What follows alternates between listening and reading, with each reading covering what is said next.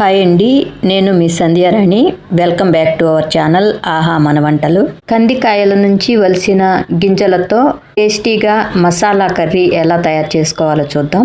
లైట్గా మసాలా వేసుకొని కర్రీని ఈ రకంగా తయారు చేసుకున్నట్లయితే అన్నం మొత్తం ఈ కర్రీతోనే తినేయొచ్చండి, అంత బాగుంటుంది టేస్ట్. 1/2 kg కందికాయల నుంచి వలిసిన గింజలు అన్నమాట ఇవి.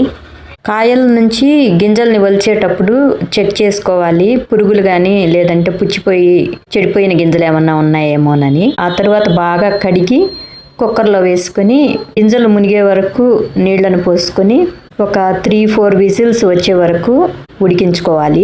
గింజలు ఉడికేలోపు మనం మసాలా రెడీ చేసుకుందాం. కొద్దిగా పచ్చి కొబ్బరి ముక్కను తీసుకొని బ్లాక్ పార్ట్ అంతా తీసేసి సన్నగా ముక్కలుగా కట్ చేసి పెట్టుకున్నవి. ఆ తర్వాత ఒక 7-8 బాదం పప్పులు వేసి నున్నగా గ్రైండ్ చేసుకోవాలి. మీరు కావాలంటే గసగసాలు ఒక 2 స్పూన్స్ కానీ, లేదంటే 2 స్పూన్స్ నువ్వులు కానీ, లేదంటే ఒక 3 స్పూన్స్ వరకు పల్లీలు కానీ, వీటిలో ఏవైనా ఒకటి వేసుకొని కొబ్బరితో పాటు కొద్దిగా వాటర్ వేసుకొని నున్నగా గ్రైండ్ చేసుకోవాలి. స్టవ్ వెలిగించి పాత్రను పెట్టుకొని ఒక 3 స్పూన్స్ వరకు ఆయిల్ వేసుకొని ఒక చిన్న మరాఠీ మొగ్గ, 2 యాలకులు, 4-5 లవంగాలు, ఒక 2 దాల్చిన చెక్క, ఆ తర్వాత స్టార్ అనాస్పు చిన్నది, ఆ తర్వాత షాజీరా.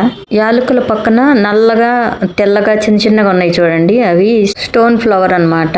ఇవండి మసాలా దినుసులు. ఇవి లైట్ గా వేగిన తర్వాత 2 పచ్చిమిర్చి చీలికలు, తర్వాత ఒక 4 వెల్లుల్లి రెబ్బలు, సన్నగా కట్ చేసిన 2 మీడియం సైజ్ ఆనియన్స్. ఇక ఇవి కొంచెం వేగిన తర్వాత కొద్దిగా కరివేపాకు, 1 స్పూన్ ఉప్పు, ఒక 1/2 స్పూన్ పసుపు వేసుకుని ఒకసారి కలుపుకొని ఒక 2 స్పూన్స్ ఫ్రెష్గా తయారు చేసి పెట్టుకున్న అల్లం వెల్లుల్లి పేస్ట్ అన్నమాట. కొంచెం పచ్చివాసన పోయే వరకు వేయించుకొని ఆ తర్వాత 1 స్పూన్ కారం, 1 స్పూన్ ధనియాల పొడి, ఒక 1/2 టీ స్పూన్ గరం మసాలా, ఒక 1/2 టీ స్పూన్ పసుపు కూడా వేసుకొని ఒక 3 పండిన టమాటోస్ని మిక్సీలో వేసి పేస్ట్ లాగా చేసుకుని అది కూడా వేస్తున్నాను.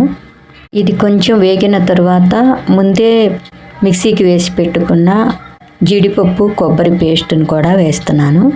ఇవన్నీ కలుపుతూ ఒకసారి వేయించుకున్నట్లయితే ఒక 2 మినిట్స్ మసాలా గ్రేవీ రెడీ అయిపోయిందండి. ఇందులోకి ఉడికించి పెట్టుకున్న కంది గింజలను కూడా వేసి ఒకసారి కలుపుకొని ఒక 2 మినిట్స్ మూత పెట్టి మగ్గించినట్లయితే ఫ్లేవర్స్ అన్నీ బాగా పడతాయి. ఫైనల్గా 1 కప్పు పెరుగును కూడా వేసుకొని కలుపుకుంటే గ్రేవీ బాగా వస్తుంది.